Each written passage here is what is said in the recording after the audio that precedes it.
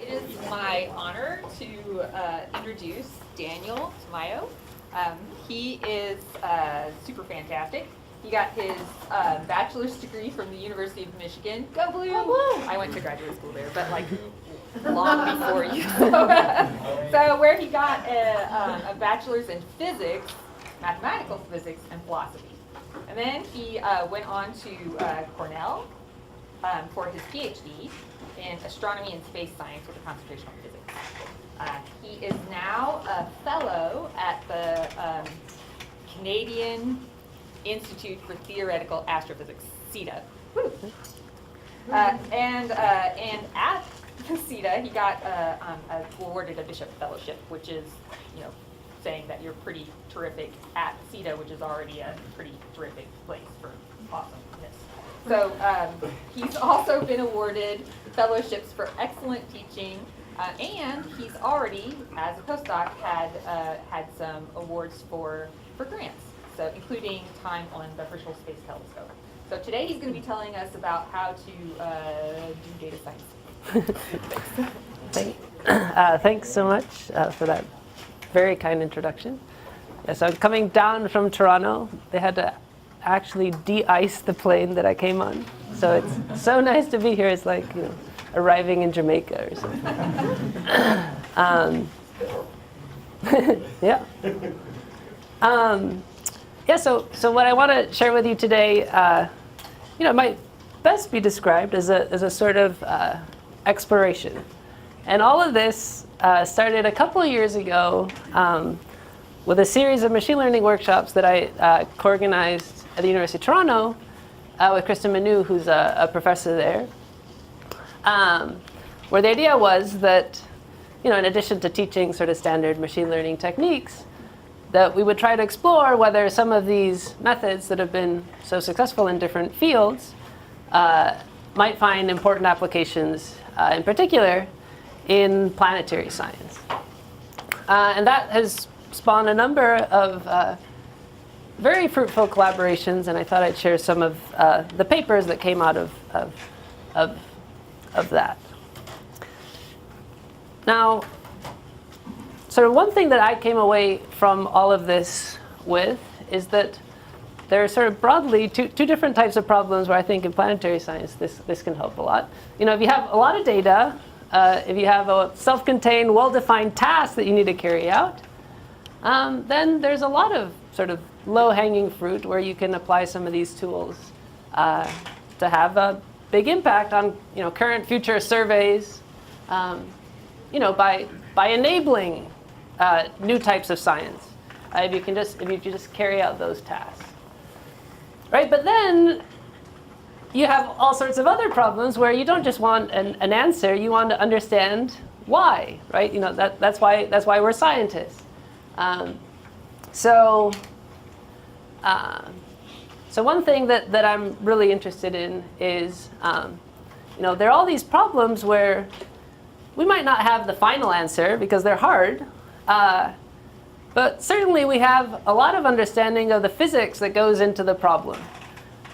So can we find ways to leverage that domain knowledge, applying these new types of tools? And can we look in that black box at the end and sort of iteratively go back and forth to improve our physical intuition and to in turn generate more robust machine learning models? So I want to sort of show you some of that through some examples that came out of this. So one interesting problem in planetary science is counting craters. Okay, so why would anybody want to count craters? Well, it's in many cases the most direct and easily accessible way that we have of dating planetary surfaces, right? So the only real measurements, radioactive isotope measurements of rocks that we have are on Earth and a couple locations on the moon. Okay? Everywhere else on the moon, everywhere else in the solar system, we don't know how old the things that we're looking at are. But craters give you a way of indirectly probing that in a comparative sense, right? Because if you assume that the impact history is constant, or at least slowly varying, then if you see two surfaces, the one that has more craters is going to be older than the one that has fewer. Right? So for example, these are two moons of Saturn. You have Mimas, aka the Death Star. And then on the right, you have Enceladus. And just by looking at these images, immediately you can see that Mimas has a much older surface than Enceladus. So that's interesting, right? That's telling you that out in the outer solar system where things are frigid, they should be geologically dead, some process is covering the surface of the moon Enceladus, right? And one of the most important discoveries of the Cassini spacecraft that went to Saturn, so that's a mission that I was associated with in grad school, is that Enceladus is actually very geologically active. Right? It has these dramatic plumes that are shooting salty water out hundreds of kilometers into space. Right? It gives us an idea that there's probably a subsurface ocean here. So it's one of the most interesting places to try and look for life in the solar system. So just counting craters is a big industry in planetary science. And you have untold numbers of vitamin-deprived graduate students in dark basements that have to count these things by hand. So one of my classmates in grad school, she counted over 10,000 craters in the same patch of the moon, and she did that dozens of times, right? Because you want to check what are the errors that you're making, because it's a subjective thing. So so how different are the counts each time that you try it? So you just counted thousands and thousands of these. So this is an obvious place where automation and reproducibility would have an immediate benefit. And for decades, people have thought about that and applied sort of simple techniques that haven't worked well at all. But now we actually have the tools to do this problem well. So this is a project that I was actually just peripherally involved in. This was led by Ari Silbert, who is a grad student at the University of Toronto. He's now a postdoc at Penn State. And what we were doing is trying to use deep learning, in particular convolutional neural networks, to try and tackle this problem. Okay, so I probably don't have to go into a lot of detail with this audience, but I'll sort of give the 2-minute overview. Right? So the idea with a convolutional neural network is that you're going to apply different kernels to this image, right? So an image is just a matrix of pixel values. And then you have a kernel that has these coefficients. You're going to slide it all over your image to do that convolution. And depending on what coefficients you choose, you can bring out different features, right? So you can have ones that sort of spread things out and you get a blurring effect. You can sharpen things. You can sort of detect edges. These are the sorts of things that are happening in simple image processing software. So the defining characteristic of a convolutional neural network are these convolutional layers. Right? So you start with an image on the left, then you apply different kernels to that image to make different convolutions. Those are each of these over here. So that's a convolutional layer. Then as you go to the right, you also subsample to reduce the resolution. You apply more convolutional layers, and you assemble your network in this way. And sort of a useful intuition to have is that, when you're starting here on the left, is you have all the information about where things are in your image. And as you're moving to the right, you're losing information on where things are, but you're getting more information on what kind of a thing it is. Right? So maybe on these initial layers, you're finding things like edges, and then you're moving to more and more abstract elements of these images so that you can help classify it in the end. Right? And the amazing thing, of course, is that you don't decide what kernels you're going to use here and put them in at the beginning. You let the data do the talking, and you fit for what coefficients are going to give you the best results on your particular data set. Right? And the amazing thing is that when you do that, and you try to visualize what that is doing, is you get kernels that look a lot like what humans would try to pick to detect edges sort of aligned in different directions, for looking at textures, things like that. Right? So this has been very successful. in a lot of different areas. Right now, for our particular problem, we're not just trying to say what it is to figure out whether it's a crater. Right? It's not very useful if I give you this image and you tell me, yep, there's definitely a crater. We want to know where they are, and we want to know how big they are. Right? So in addition to moving from that where space to what, right? So the height here is sort of the resolution of your image. We're sort of losing that information going down, but we're getting more and more of these feature maps. So here we're able to say what object we're looking at. We then need to go back up to go back to the full resolution of the image and figure out where these objects are. Right, so this architecture we sort of borrowed from work that's been done before. It's a U-net architecture because of this shape. And it's really well suited for this kind of problem. And just by sort of applying these tools, we can do a really good job. So we recover something like 92% of the craters that are in the original data set. And we find 40% additional small craters that are not in the human data set, of which we estimate something like 90% are actually real craters.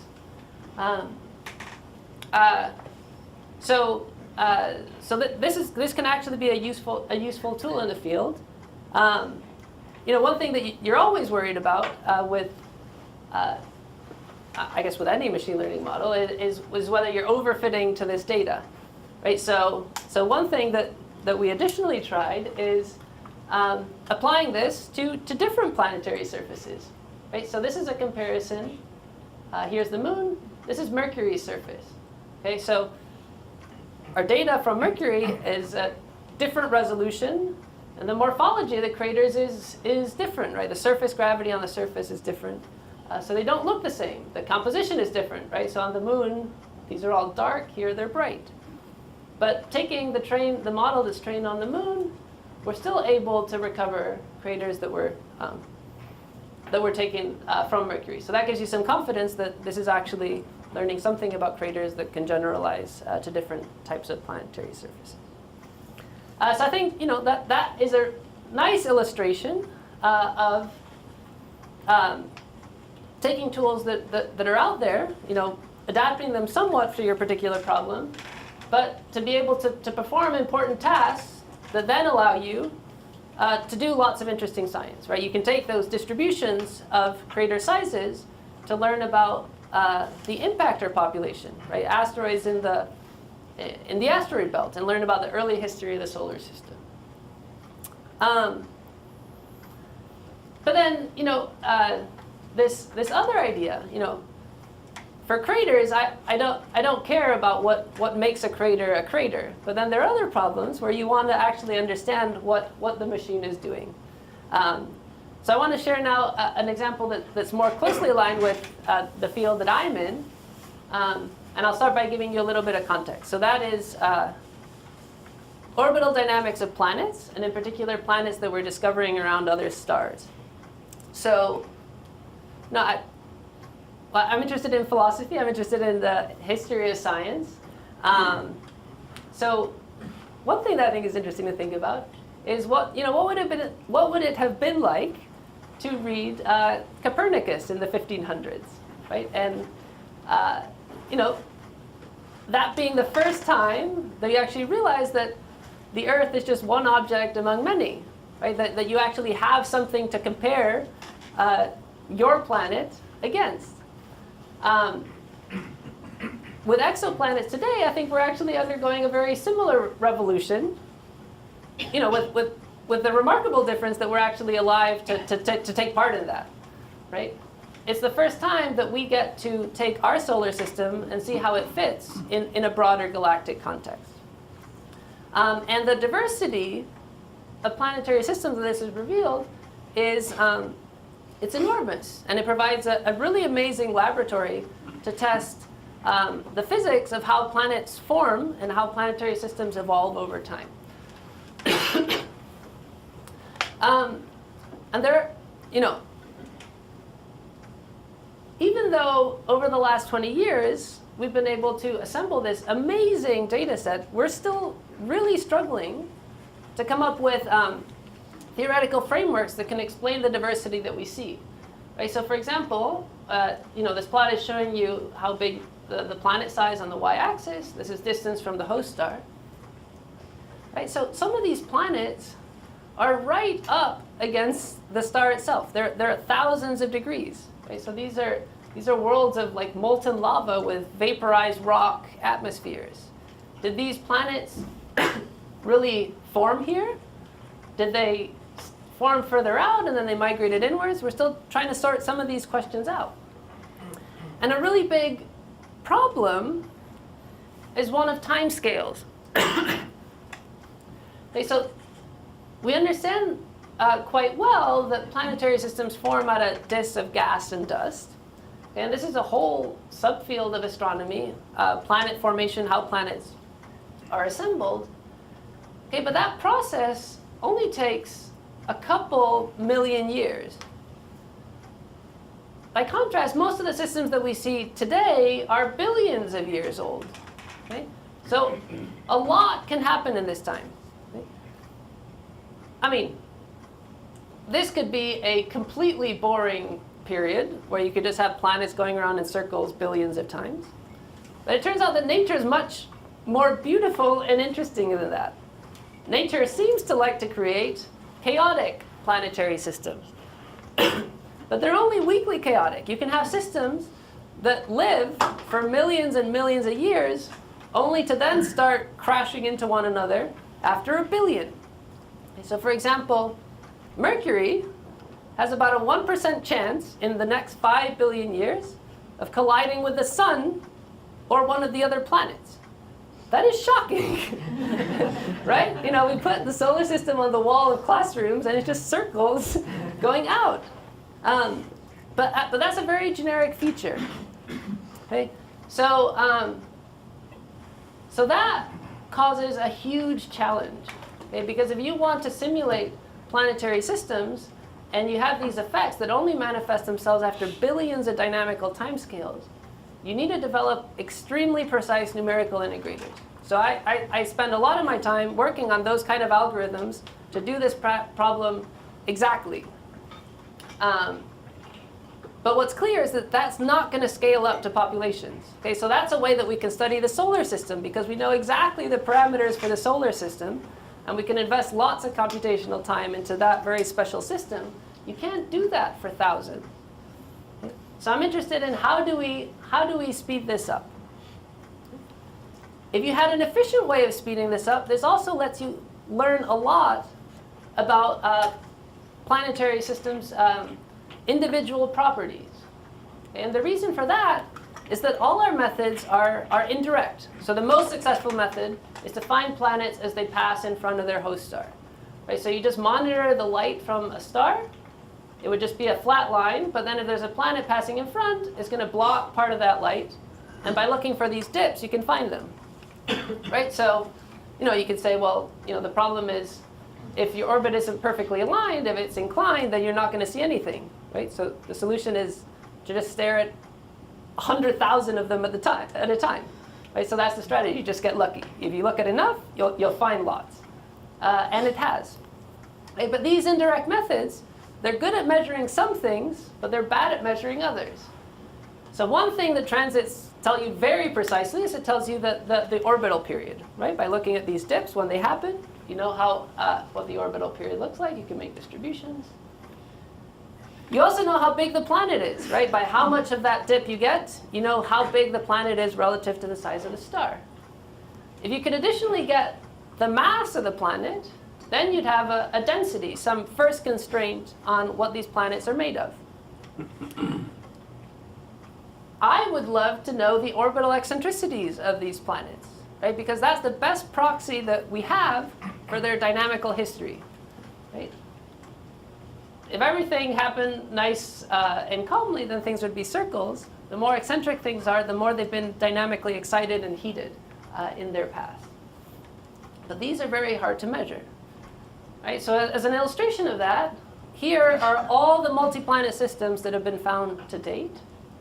Okay, and they're organized by how dynamically packed are they. How close is a planet dynamically to its next nearest neighbor? Okay, and some units that are relevant for this problem.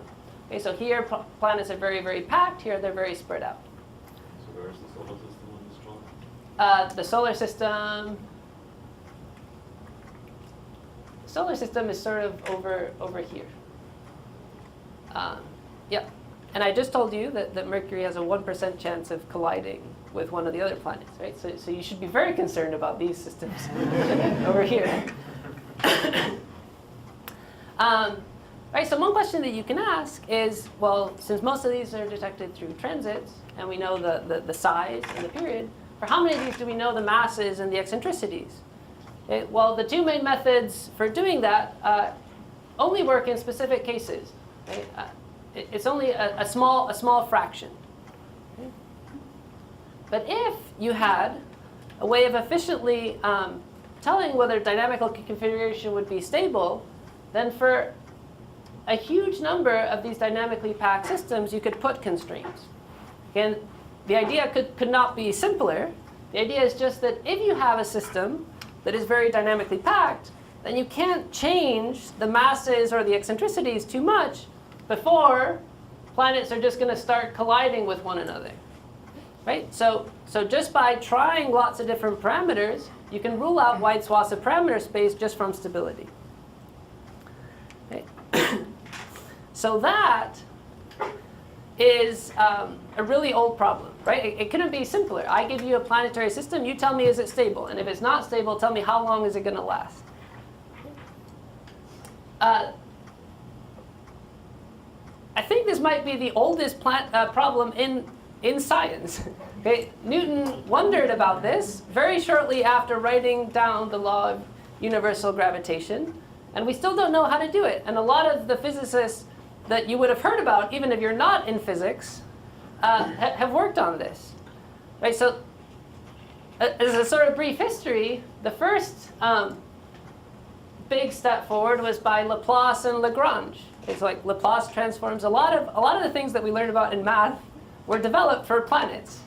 Right? So what they realized is that if you take the solar system and you expand the dynamics in the small parameters that are the eccentricities and the inclinations of the planets, then you can reduce the whole dynamics of the system to a set of linearly coupled harmonic oscillators. Okay, so that is a standard problem in physics that you learn in undergrad, and you just have to diagonalize a matrix and you can write down the solution. Right? And if you can write down the solution, then you've solved the problem. You know, if you can write down the solution, then it's stable for all time because you know what it's going to do. Right? Right? So everybody can sleep happily at night. But of course, in the early 1900s, Poincaré discovered chaos. Right? He showed that even the three-body problem, forget the solar system, if you just have three bodies, then that's no longer integrable. And there, the problem got a lot harder. So everybody took a breather, to figure out quantum mechanics. But in the 30s, 40s, Kolmogorov reignited interest in this problem by asking a simpler question. Okay, well, the three-body problem is hard. Let's start with the two-body problem, that's just a Kepler ellipse, and ask, let's add the third body, but add it with no mass whatsoever. Okay, and then slowly dial up the mass and ask, can you set conditions under which you will always have quasi-periodic solutions that are going to be stable for all time? Okay. So that is not an easy problem, and he took the tried and true approach. He assigned it to a graduate student. This is Arnold. And it turns out that the problem always has to do with resonances, okay, with commensurabilities between the different frequencies that are in the problem. This is generic to conservative systems. It doesn't just have to be it doesn't have to just be planetary orbits.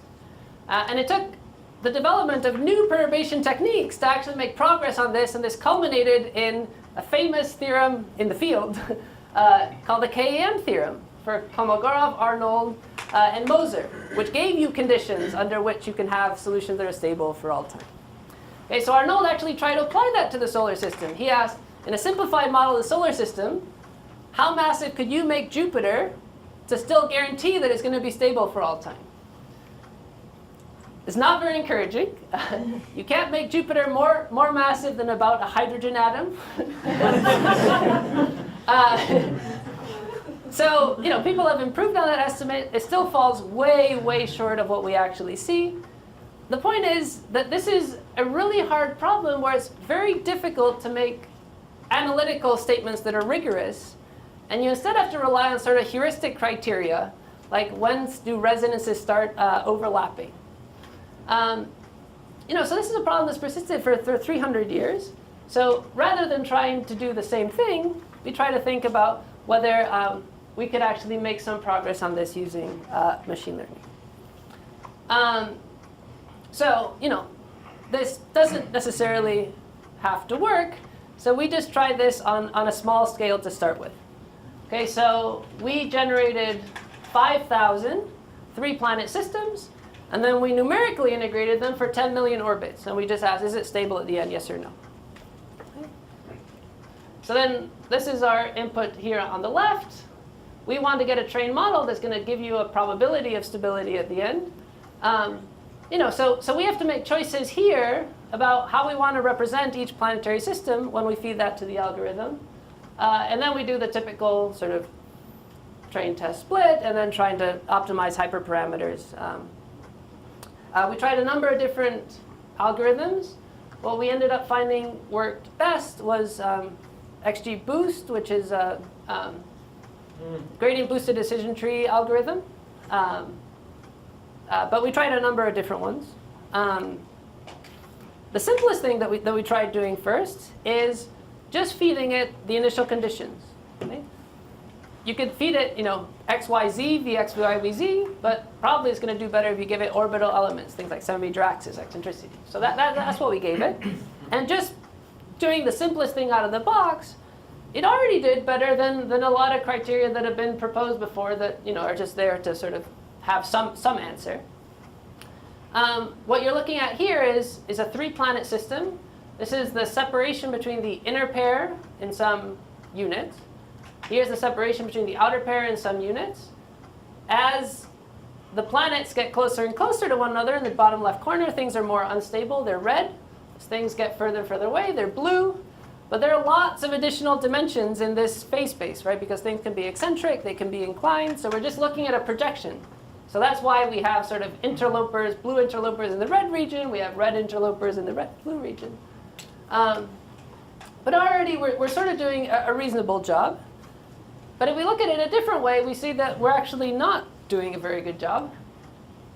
If we take just the unstable systems, the algorithm is correctly assigning low probabilities of stability. Okay, but when we take the stable systems, it's assigning probabilities that are all over the board. Okay? So we try to take a step back and say, okay, well, the problem that we want to solve is that we don't want to run a full n-body integration for 10 million orbits because this takes too long. But we could run a short one, right? And in a short n-body integration, say 10,000 orbits, it's like less than a fraction of a second, you can get lots of information about this planetary system. You can get information about longer frequencies, short frequencies, right? And we said that this problem is all about resonances, commensurabilities between different frequencies. So you can imagine making all sorts of features out of these short integrations that could help the algorithm do a better job. Okay, so we introduced these at this step. I'll come back to how we chose some of these features. But just by doing that, running some short integrations and using some of our physical intuition about what's going on in the problem, we're actually able to get much better performance, where now the algorithm is much better able to assign high probabilities of stability to the stable systems. Okay, so this was just sort of like a pilot study where we just wanted to see how it worked. We published it a couple years ago now.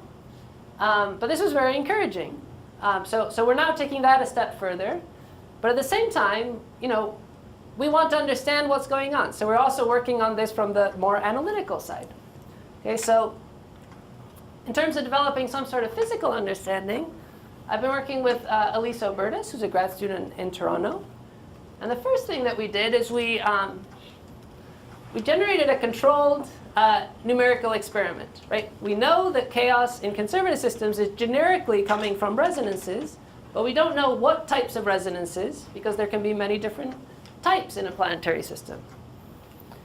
Okay, so what we're doing here is we're taking, again, well, this is a 5-planet system, okay, but it's very restricted. We put everything in a plane, we start everything on circular orbits, and we start with equal spacing between all the planets. Okay? And as we move to the right on the x-axis here, we're slowly increasing the constant separation between all adjacent pairs. Okay? And you get what you'd expect. Here is the log of the time to instability. As things get more and more spaced apart, they get more and more stable.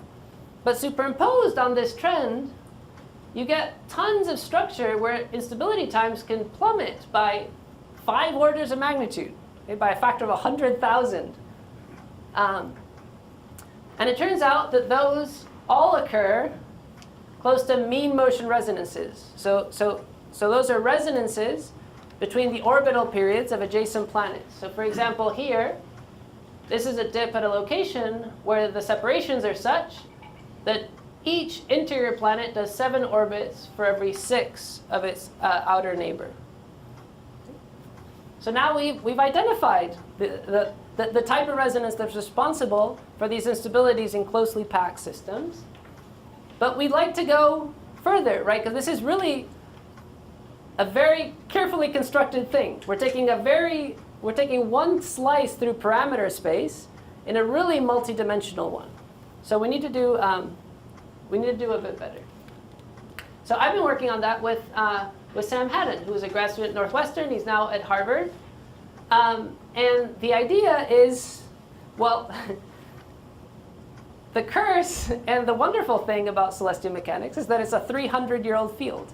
Right? So there's a whole legacy in how to do perturbation theory for planetary systems. Okay? So Sam has actually been able to generalize some of those ideas to do arbitrary orders of these types of resonances.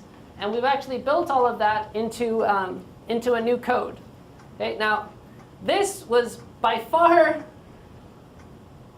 the hardest, longest time in this entire project. And I'm not going to speak about it at all. But you have to get a lot of details right, because in this sort of regime where planets are very close to each other, close to instability, these are locations where all these series in which people are expanding to do perturbation theory, they're converging very slowly. So you have to do a lot of corrections to be able to match an analytical model to an n-body integration. Okay, but I can show you what that looks like. So in red is the analytical model. In black is running an actual n-body integration of real planets. And what we've been able to do by doing all these transformations is go from a high-dimensional space, which has 8 dimensions, and we've been able to reduce it to 2. Okay, so one is the period ratio, which is easy to understand. The other is this resonant angle. Okay, and the way to think about that one is the locations at which an inner planet is overtaking an outer one, right? So inner planets orbit faster, so the inner ones are always overtaking the outer ones, and the places where those overtakings happen at some angle. If you're close to one of these resonances, they'll always happen close to the same place. If they're not correlated, then they'll just be all over.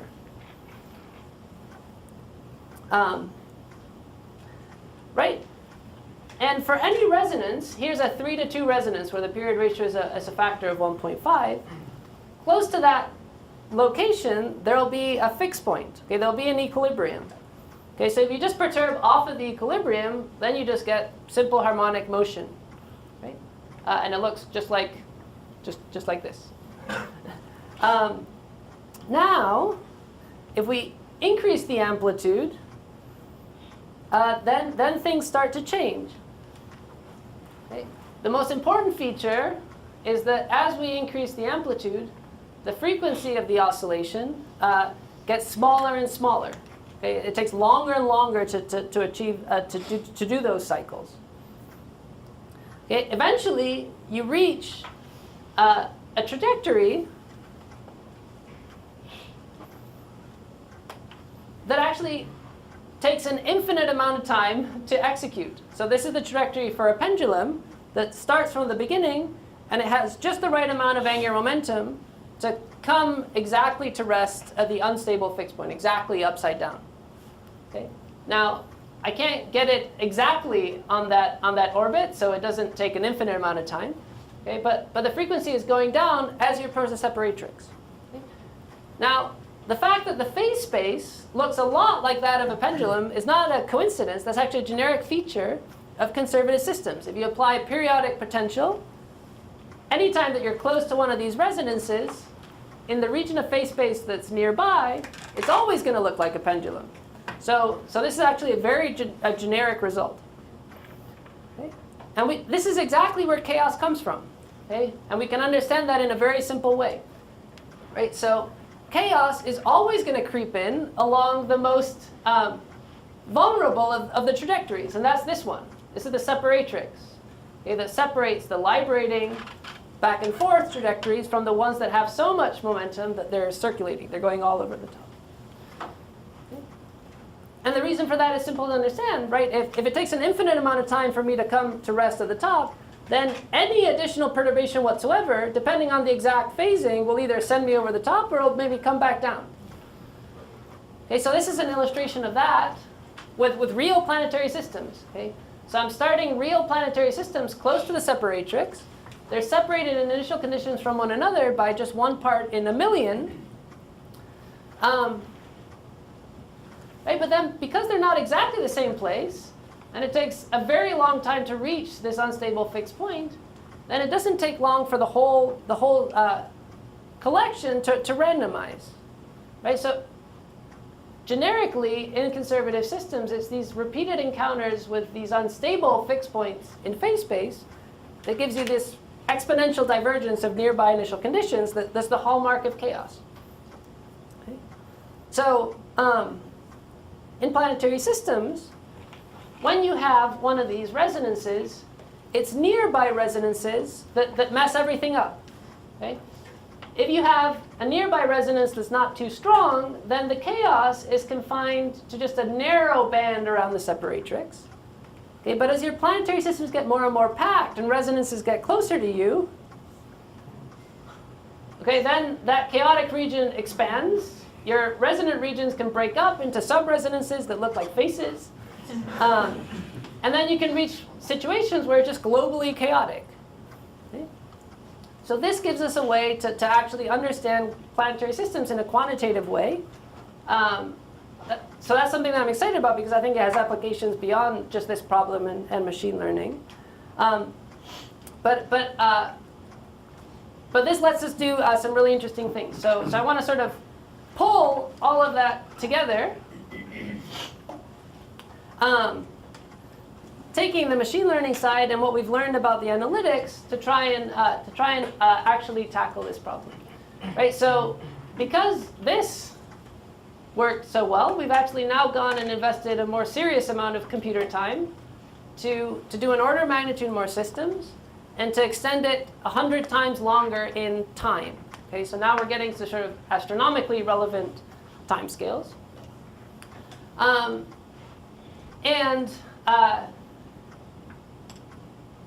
We're achieving sort of 90% precision, 90% recall on our data set, which is already better than what we were doing in our previous case, despite the fact that we're asking it to predict on 100 times longer timescales over a broader parameter space.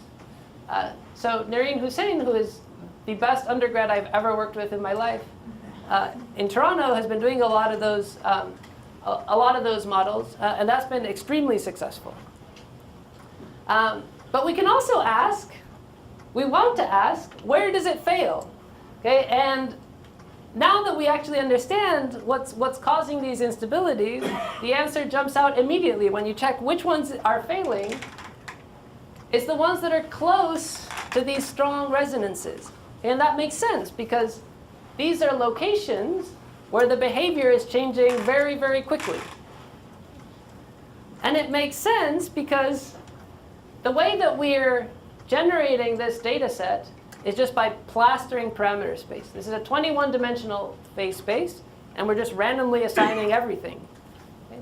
So when you do that, you're going to miss these tiny islands of resonances in that high-dimensional phase space. So the algorithm doesn't have examples of resonant systems to actually learn from. And you can see that a bit better if I express this in a polar plot. Okay, so in a polar plot, the resonant region is this one that librates over a finite range of angles. Right? So this is the resonant region that doesn't go all the way around. Here, things are not resonant. Outside, things are not resonant. Right? So you can see how, if you're sampling randomly in a 21-dimensional phase space, you're going to miss these tiny islands in these 2-dimensional subspaces. But now that we have an analytical code that can do this, we can efficiently sample in this tiny region to make resonant systems. Okay, so that's what we've done. So these are period ratios. 3-planet systems is a period ratio between the inner 2 planets. It's a period ratio between the outer 2 planets. Right? So these vertical lines are resonances between the inner 2 planets. These horizontal lines are resonances between the outer planets. And then these diagonal ones are resonances between the ones on the other side. Okay? So I can't tell you how much pain and tears went into making this plot, but now we have these systems to work with. These are running now on the cluster in Toronto, so I don't have the results to share with you. But the other really exciting thing about all of this is that now that you understand the right variables to look at this problem in, you can feed these in at this step. Right? So by knowing the mechanism through which planetary systems are going unstable and knowing the right variables to describe those dynamics, now you can put in variables here that the algorithm would never have found by itself. So I'm really excited to try this out and see how much the performance actually improves.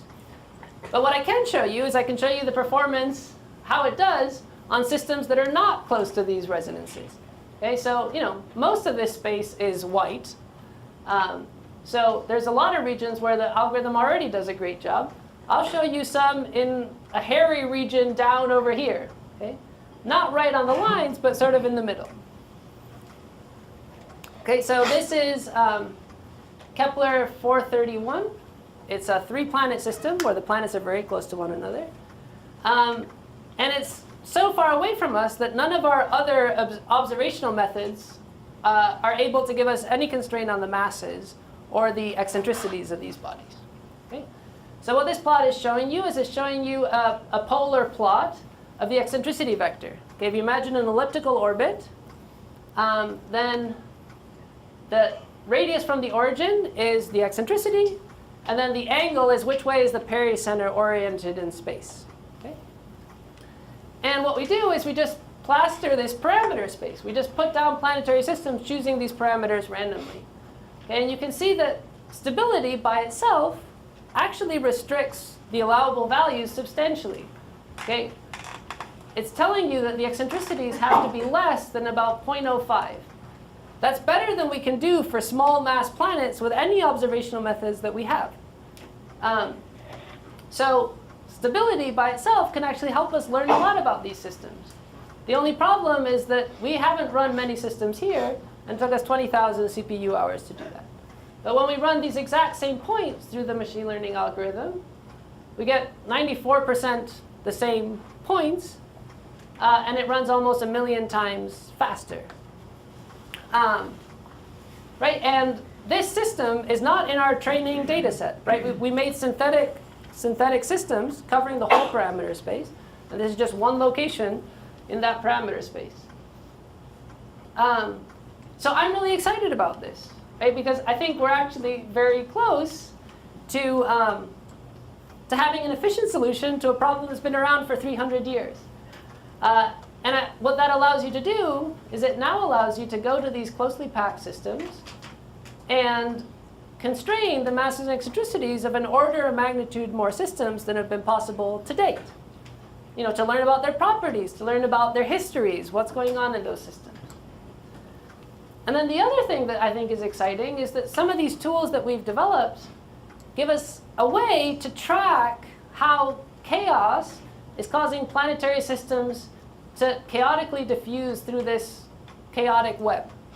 Okay? And by matching that evolution onto observed systems, you can learn how this process sculpts the planetary architectures of planetary systems. We just didn't have the tools to do that before. So it lets you ask new types of questions. And I think the timing for this is great. Right? So NASA and the European Space Agency have put big investments in exoplanet science over the next decade. There's a slew of missions launching. TESS is launching Monday. And that's going to revolutionize our picture of exoplanet systems in our galactic neighborhood. Okay, so this is a forecast by Zach Thompson where you're looking at just a tiny bubble around us in the galaxy. Okay? In black, the dark dots are exoplanet systems that are known today. In yellow is the expected yield from TESS. Right? So it's just going to find tons and tons of systems that are close enough to us that we can actually follow them up with different telescopes from the ground. Follow it up with James Webb, which is the successor to Hubble. So it's a really exciting time. Some of these other missions, like Gaia and WFIRST, the techniques that have been so successful to date are extremely biased towards finding planets that are close to their host star.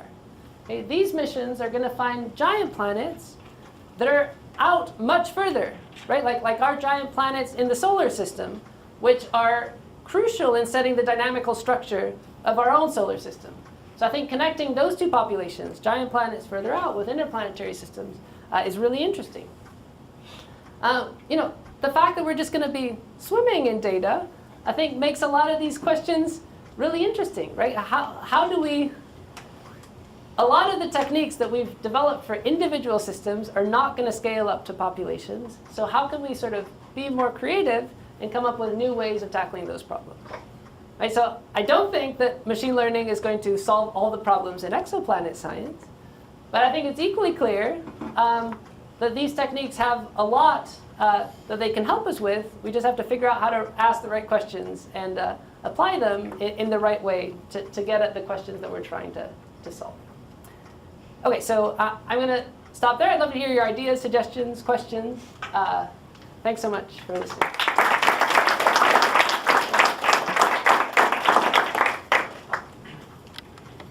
Yeah.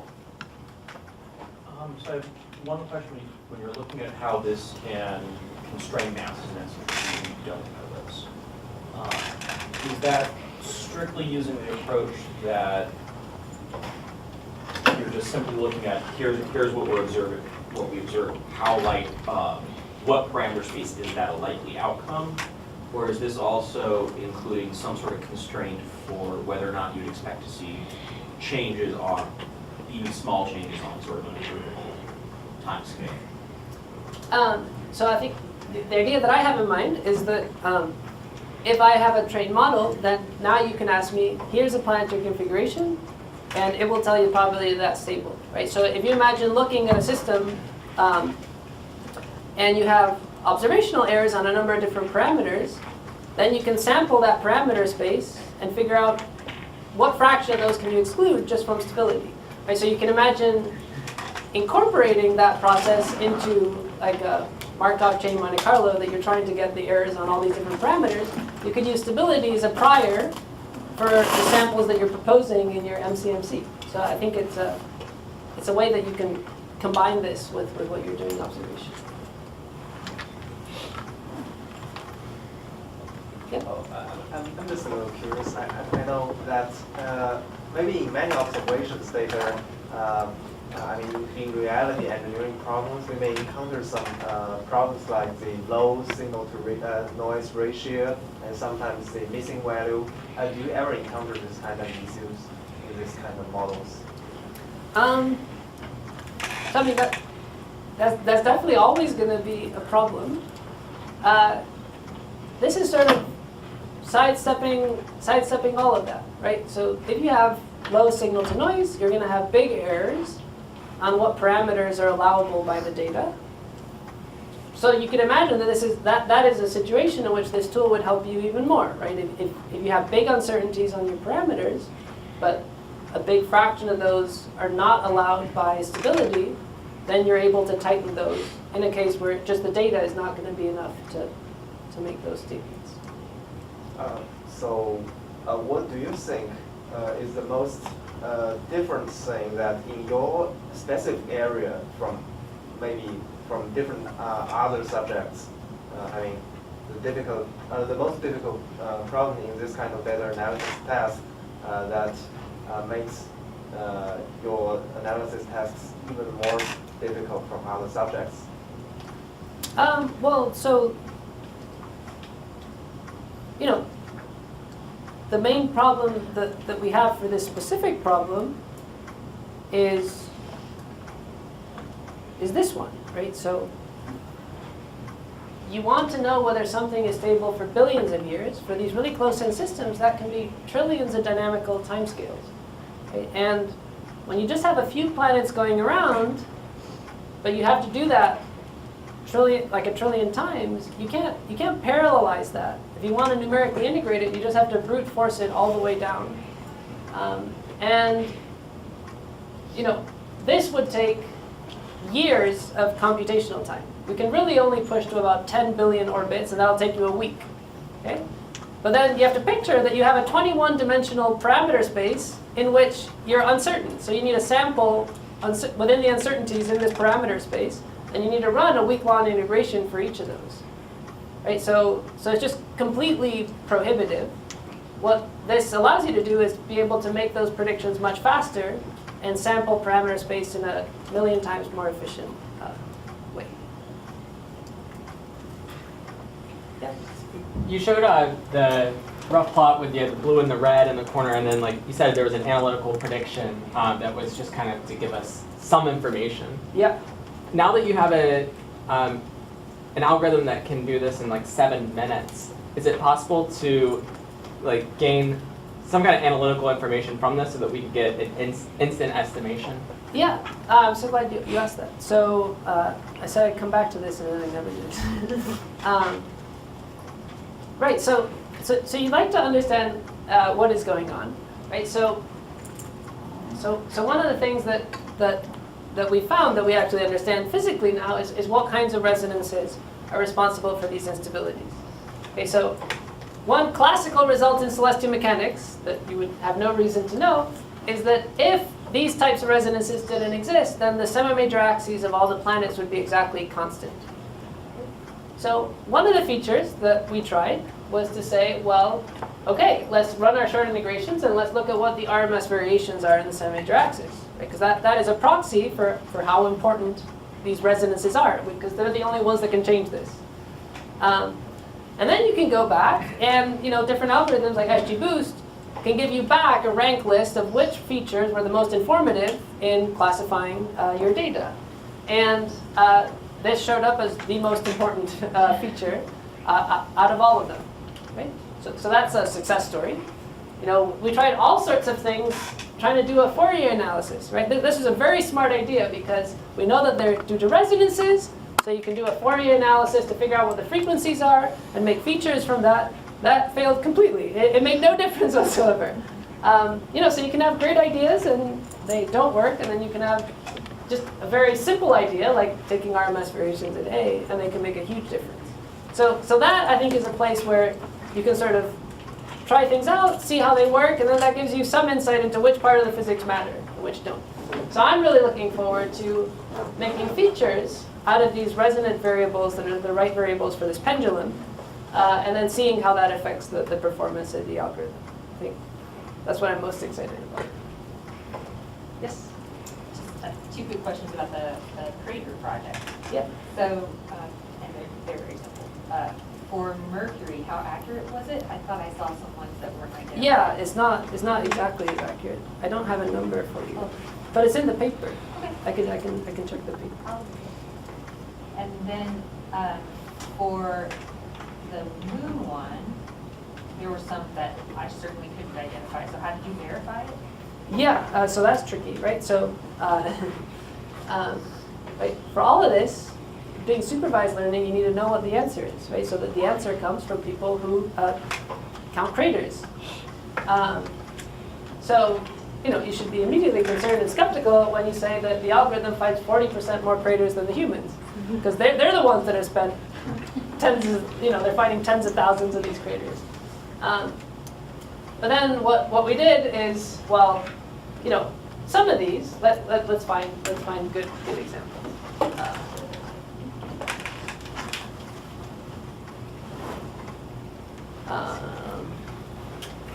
And you think the ones that are different? Yeah, I'm trying to find ones that are showing up here. This is not as doesn't show up as well in the projector as in the other one. Right. So, right, like for example, here it's finding craters here, here, and here. I think they're pretty obvious craters. So, what we did is we took the people that worked on the paper and then some people that actually count craters, and then we each independently looked at the set of craters that were detected by the algorithm, but not by the human. And then we said what fraction of those are real. And the 90% is the average of us and the expert crater counters.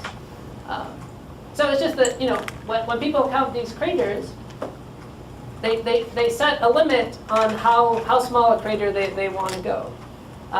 Because you're always going to find the same thing. If you choose bigger craters, then people agree more and more, and the smaller you go, the more they start diverging. So the ones that we tend to find tend to be on the small side. Yeah, but that is an imperfect science. I think the huge advantage of this is that it gives you an automated and repeatable way of counting them. Just like having a random number generated on a computer that gives you the same thing over and over. It might be an imperfect classifier, but it could be one that everybody agrees on and tries to understand what the bias is. Can you make fake data for those? You can, but I think for these sorts of image classification problems, you want data that looks as much like the data that you're trying to classify as possible. So yeah, we tried to really stick with real data for this. Yep. So since most of us talked about really the effect of eccentricity and really playing with your axes, to what extent does inclination angle in the system affect things, or is it effectively not a factor? So we put inclinations into our data set, just so we're not biasing ourselves to just planar systems. But knowing the physics, you know that it should be less important. These eccentricities and inclinations are small parameters, but these resonances that are important, they show up at first order in the eccentricities, and they show up at second order in the inclinations. So physically that the eccentricity should matter more than how coplanar it is. But we're not ruling that out, and we can see that inclination doesn't matter as much. So I've actually run some tests to figure out how inclined does it have to be before it starts changing these analytical models that you get. And it's way above the inclinations that would take you out of transit. But it would be nice to be able to sort of take larger inclinations so that you could model unseen planets in transits. So yeah, I think that's an interesting question. But eccentricities matter a lot more than inclination. Thank you. Yep.